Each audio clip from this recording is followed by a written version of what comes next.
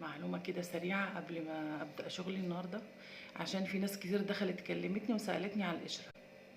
القشرة من خلال دراستنا اللي احنا دارسينها إن شاء الله، بتبقى 3 أنواع: قشرة موسمية، قشرة مؤقتة، قشرة دائمة. القشرة الموسمية بتبقى ما بين الفصول وبعضها، بتبقى القشرة دي ما بين الفصل ده والفصل ده، فده طبيعي بيحصل القشرة الموسمية. القشرة المؤقتة اللي لما يكون مثلا حد عامل بروتين، عامل فرد، عامل فيلر، عامل كده، الحاجات دي مع التوزيع ممكن يجي حاجات صغيرة بسيطة كده على فروة الراس، دي بتعمل قشرة، دي بنسميها القشرة المؤقتة. دي يوم يعني يومين 3 بس كده مع الغسيل ان شاء الله بتروح. اما القشرة اللي هي الدائمة بقى، القشرة الدائمة دي اللي مشكلة بتاعت الناس بصراحة. ال- القشرة القشرة الدائمة دي بتبقى مصاحبة للناس دايما، بتبقى ناتجة عن عوامل داخلية لفروة الراس أو نوع الشعراية، ودي من أسباب تساقط الشعر، من أسباب تساقط الشعر.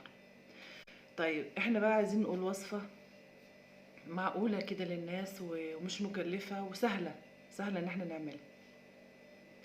طبعا كلنا عارفين أنبوبة المرهم اللي هي الكيناكوم بالكريم، كيناكوم بكريم مش مرهم.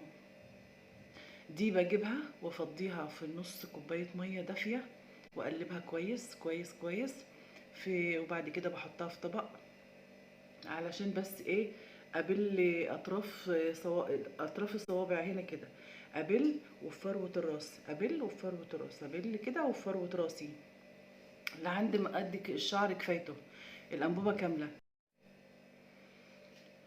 الفيديو بيفصل مني معلش.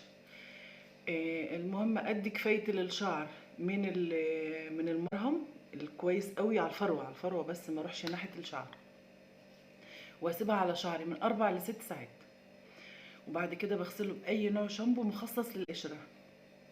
ان شاء الله ان شاء الله باذن الله نتيجه فوريه ان شاء الله. الا اذا الشعرايه بقى، القشره اللي فيها اللي هي المعجنه اللي هي الصعبه دي مش هتروح من اول مره طبعا. ممكن نكررها بعد اسبوع او مرتين في الاسبوع، والاسبوع التاني مره، وان شاء الله نتيجه فوريه وهتتبسطوا منها وهتجيب نتيجه باذن الله. واي سؤال اي حاجه بتجيلي على الخاص انا بطلع عشان اقول لكم عليها ونفيد بعض بيها ان شاء الله.